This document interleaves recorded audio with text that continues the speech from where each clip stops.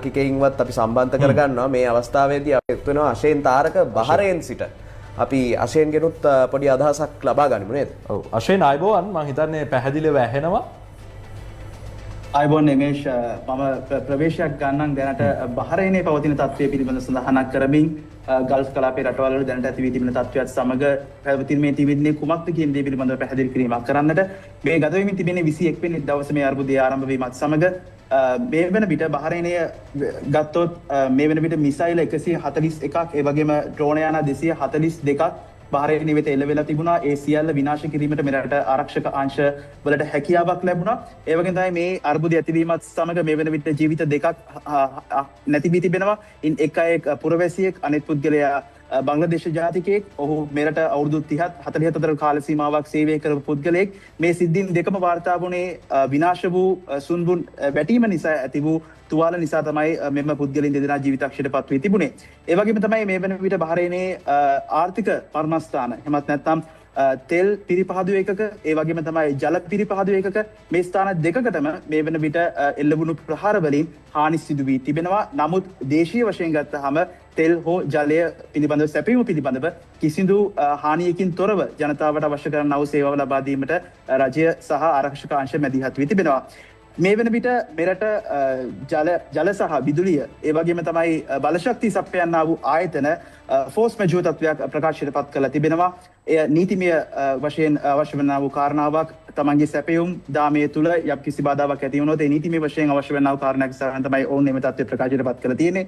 ඒ වගේම තමයි ඇලුමිනියම් නිෂ්පාදනය කරන ආයතනයේ ඔවුන්ගේ ක්‍රියාපටිපාටියේ ආයතන 6කින් 3ක් මේ වන විට ඔවුන්ගේ මෙහෙයුම් කටයුතු වලින් 6න් 3ක් මේ වන විට වසා දැමීමට තාවකාලිකව වසා දැමීමට ඔවුන් පියවරගෙන තිබෙනවා. එයයි බහරේනේ තත්ත්වයම විශේෂ අවස්ථාවක් ගන්නවා මේ වෙලාවේදී සඳහනක් කරන්නට සෞදි අරාබියාවේ ඊයේ රාත්‍රියේ තිබුණු විශේෂ රැස්වීම පිළිබඳව සියලුම ගල්ෆ් කලාපයේ රටවල් වල විදේශ අමාත්‍යවරු සහ ඉස්ලාමීය රටවල් වගේ පාකිස්තානයේ තුර්කිය වැනි රටවල් වල නියෝජිතයින් ඊයේ දිනේදී හමු වුණා රියාද් නගරයේදී. රියාද් නගරයේදී ඊයේ ප්‍රථම වතාවට තමයි ආරක්ෂිත සීනු අධිකිරීමක් සිදු වුණේ මේ අර්බුදය ඇතිවීමත් සමග. ඔවුන්ගේ හමුව සිදුවීමින් තිබුණ රියාද් නගරයේ ආසන්නයට එල්ල වූ බව කියන මිසයිල සහ ඩ්‍රෝන ප්‍රහාර හේතුවෙන් තමයි මේ ආරක්ෂිත සීනු අධිකිරීම සිදු වුණේ. ඒත් සමගම අපට වාර්තා වුණා ඒ රියාද් නගරයේ ආසන්නයේ තිබෙනා වූ තෙල් පිරිපහදු ඒකක කිහිපයකටම ඒ මොහොතේදී ප්‍රහාර එල්ල වූ බව. ඒ සමගම සෞදි අරාබියේ විදේශ අමාත්‍යවරයා බරපතල ප්‍රකාශයක් ඔහු සිද්ධ කළා. ඔහු සඳහන් කළා ගල්ෆ් කලාපයේ රටවල් කිසිම අයුරකින් ඔවුන් දුර්වලයි කියලා යම් කිසි කෙනෙකු සිතනවා නම් එය නිවැරදි නොවන බව. ඒ වගේම තමයි ඔවුන් සිතනවා නම් අපි කටයුතු කරන්නා වූ ආකාරය පිළිබඳව යම් කිසි සීමා සහිතව කටයුතු කරමින් තිබුණත් එම සීමාව අසීමාන්තිකව යන්නේ නැති බවත් ඔහු එම අවස්ථාවේදී සඳහන් කරා මාධ්‍ය හමුවේ. ඒ අවස්ථාවේදී ඔහු සඳහන් කරමින් දැනුම් දුන්නේ ගල්ෆ් කලාපයේ රටවලට අවශ්‍ය කරන්නා වූ පහසුකම් සහ යුදමය වශයෙන් අවශ්‍ය කරන්නා වූ කටයුතු වලට අවශ්‍ය කරන්නා වූ පහසුකම් ඔවුන් සතුව තිබෙන බවත් එය අවශ්‍ය වූහොත් පමණක් භාවිතා කිරීමට ඔවුන් සූදානම්ව සිටින බවත් තමයි ඔහු ඒ අවස්ථාවේදී සඳහන් කර සිටියේ. ඒ වගේම යොමු වෙනවා කතාර් වෙත. කතාර් රාජ්‍ය පිළිබඳ සඳහනක් කළොත් ඔබ දන්නවා ඊයේ දිනේදී ප්‍රහාරයක් එල්ල වුණා රාස් ලෆාන් LNG බලාගාරයට. මේ වෙන විට ඔවුන් නිල වශයෙන් සඳහනක් කර තිබෙනවා 117ක ප්‍රමාණයක් මේ LNG බලාගාරයෙන් හානි සිදු වී ඇති බවට. ඒ වගේම මූල්‍ය වශයෙන් ගත්තොත් ඇමරිකානු ඩොලර් බිලියන 20ක වාර්ෂික මූල්‍ය අවධානමක් එහෙම නැත්නම් වාර්ෂික මූල්‍ය ආදායමක් මේ වෙන විට ඔවුන්ට අහිමි වී ඇති බව තමයි ඔවුන් නිල වශයෙන් සඳහන් කළේ.